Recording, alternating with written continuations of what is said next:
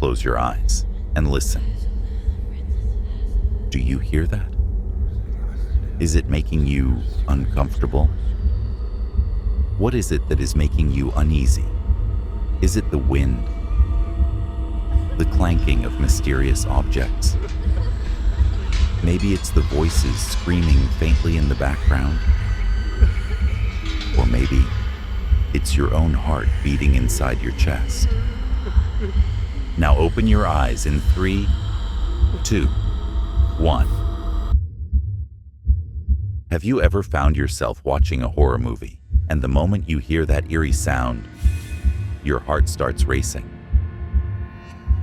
It's crazy how audio can mess with your mind, but most people don't even realize how much these sounds are designed to scare the living daylights out of you.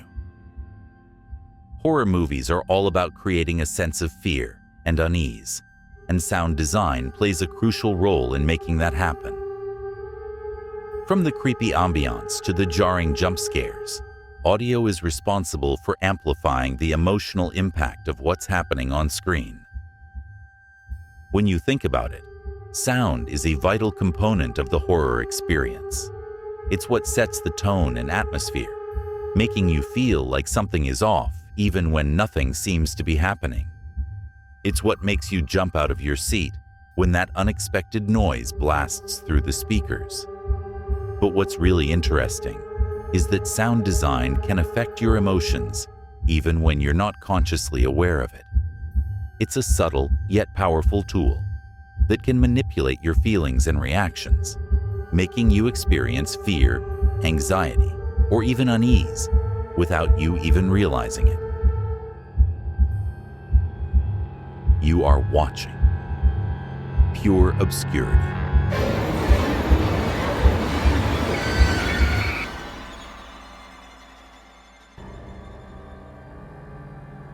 Horror movies use a variety of sound techniques to elicit fear. One of the most effective tools is dissonant chords.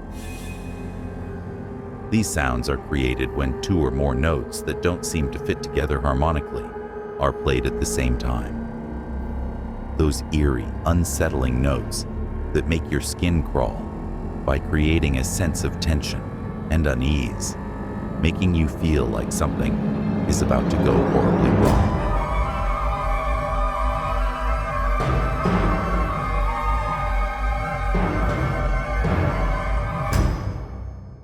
The score for The Shining, 1980, directed by Stanley Kubrick, is one of the most iconic in horror cinema that makes special use of dissonance. The music plays a crucial role in heightening the film's eerie atmosphere and sense of impending doom. The score was a mix of original compositions by Wendy Carlos and Rachel Elkind, along with classical and avant-garde music selections that Kubrick handpicked.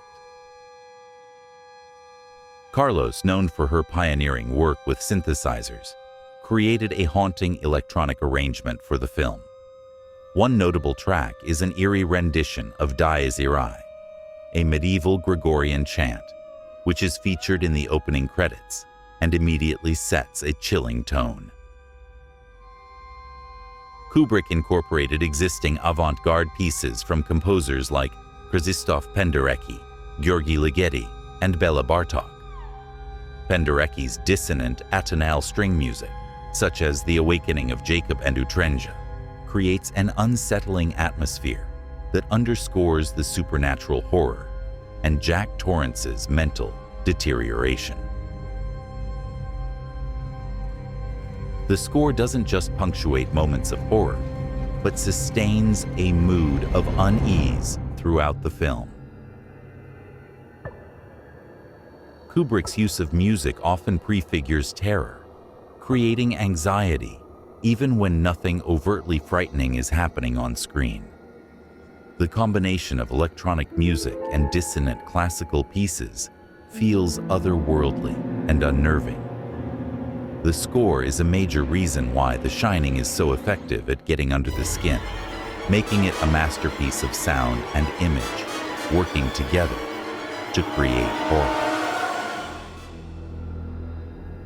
Another technique is the use of silence. You'd think that silence would be, well, silent. But in horror movies, it's often filled with anticipation and foreboding. The absence of sound makes you wait with bated breath, expecting something to happen any moment.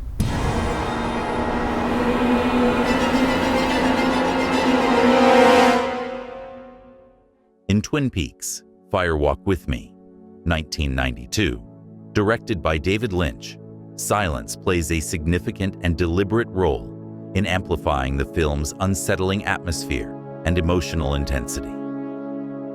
Lynch is a master of sound design, and his use of silence in this prequel to the Twin Peaks series is particularly striking, serving as a powerful tool in the psychological horror of the film. Here's how silence is used effectively. Creating tension and anticipation.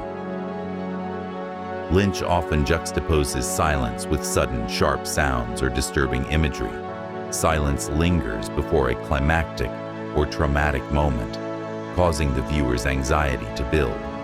This unpredictability enhances the terror, as the audience is left on edge, not knowing when the next shock will come.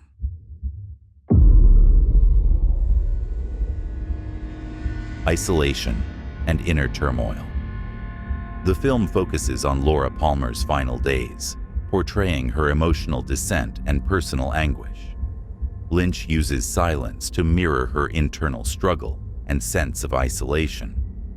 In certain scenes, the absence of sound amplifies Laura's alienation and helplessness, making her pain and fear feel more intimate and suffocating. Emphasizing the supernatural. Lynch is known for exploring the uncanny, and in Fire Walk With Me, silence becomes a tool to create an otherworldly atmosphere. In scenes involving the Black Lodge or its inhabitants, silence often prevails, making these moments feel detached from reality. The stillness makes the supernatural elements seem even more disturbing, as though the normal rules of time and sound do not apply. Emotional weight. Silence is also used to let key emotional moments breathe. For instance, during Laura's moments of vulnerability or realization, silence fills the space, making the viewer more attuned to her emotional state, rather than overwhelming the viewer with music or sound effects. Lynch allows silence to amplify the emotional gravity of these scenes. In Twin Peaks, Fire Walk With Me, silence is more than just an absence of sound. It's a crucial element that enhances the film's atmosphere, heightens tension, and deepens the psychological horror. It allows viewers to feel the weight of Laura's terror and loneliness, making her tragic story all the more haunting. Ambient noise is another essential element. From creaking doors to howling wind, these subtle sounds create an atmosphere of unease and tension. They make you feel like you're right there with the characters, experiencing their fear and anxiety.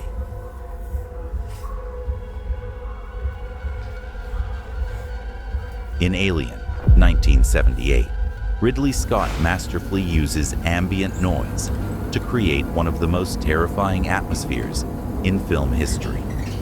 From the moment we board the Nostromo, the constant hum of machinery, hissing ventilation, and faint metallic creaks make the ship itself feel alive, but not in a comforting way. This background noise keeps us on edge, filling the silence with tension. It's subtle, almost invisible to the viewer, but it's always there, reminding us that we're trapped in a cold, mechanical labyrinth deep in space. When the alien lurks, Scott strips away the sound, leaving only the nervous breaths of the crew and the soft hum of the ship. The tension builds. Is it the alien or just the ship settling? This clever use of ambient noise blurs the line between the ship and the monster, making Alien not just a film you watch, but one you feel closing in around you. But it's not just about the type of sound, it's also about when and how it's used. Take, for example, the classic jump scare. The sudden loud noise is designed to make you jump out of your seat, but it's also carefully timed to coincide with a visual shock, making the experience even more terrifying. In The Conjuring 2, a film known for its intense jump scares, director James Wan perfects the art, using tension, timing, sound, and misdirection to keep audiences on the edge of their seats. Wan doesn't rely on cheap tricks. Instead, he builds suspense slowly, pulling the audience into the scene, heightening their anxiety. Silence plays a key role here, with long, quiet moments drawing us in, waiting for something to happen. But nothing does. Yet. Then, bam! He hits us with a perfectly timed scare. The sudden contrast between silence and noise is jarring, and Wan knows exactly when to break the tension to deliver maximum impact. Wan also uses misdirection, leading the audience to expect a scare in one place, only to shock them from another. It's not just about the scare itself, but about how he toys with your expectations. In The Conjuring 2, these jump scares don't feel random. They serve the story and escalate the supernatural terror. Wan reminds us that sometimes it's not the monster we fear, but the moment we know it's coming. And the sound reinforces the terror, leaving the viewer in a state of shock. The use of sound effects is also critical.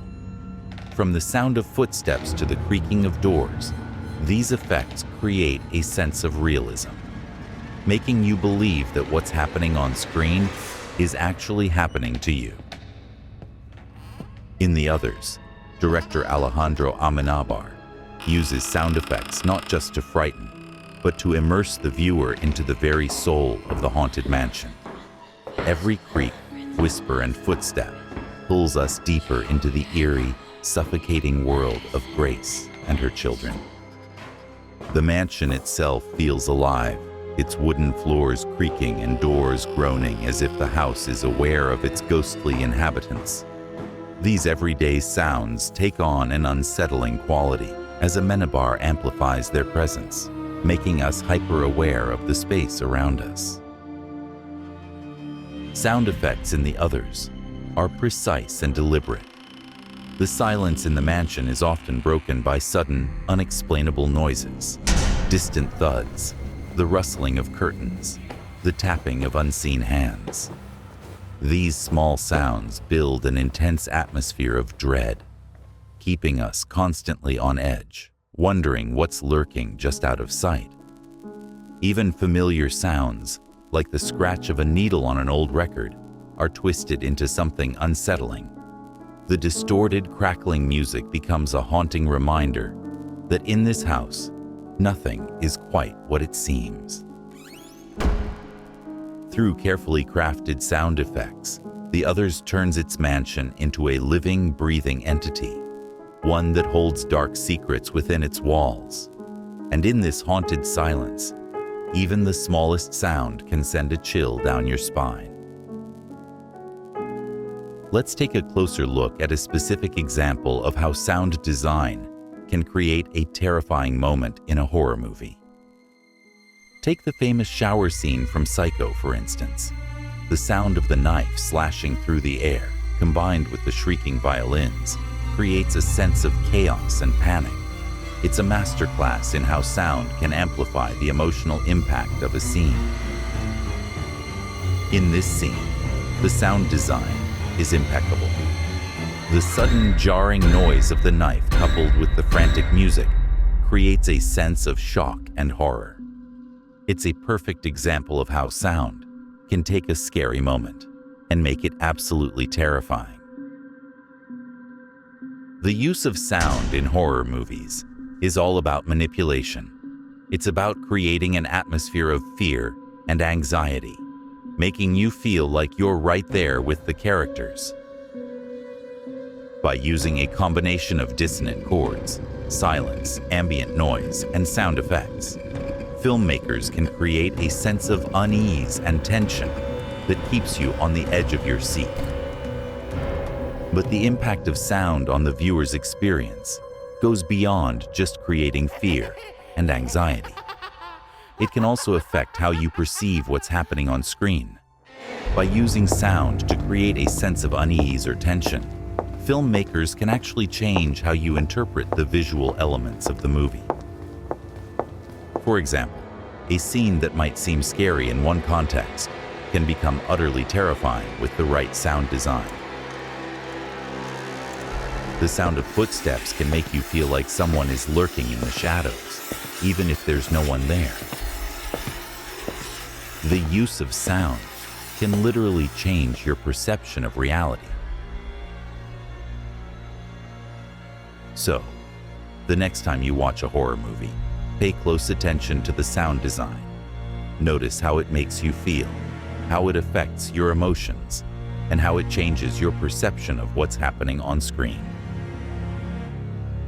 Sound design is a crucial element of horror movies. It's what creates the atmosphere of fear and anxiety, what makes you jump out of your seat, and what stays with you long after the credits roll. It's a testament to the power of sound to manipulate your emotions and perceptions.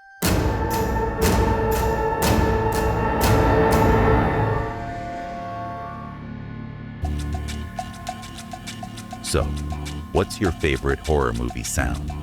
Is it the screaming violins from Psycho, the eerie ambiance from The Exorcist, or something else entirely? Let us know in the comments below. If you thought this was scary, check out the next video to see what happens when a town decided to blow up a whale.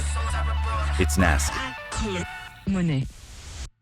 We'll see you in the next one. Until then.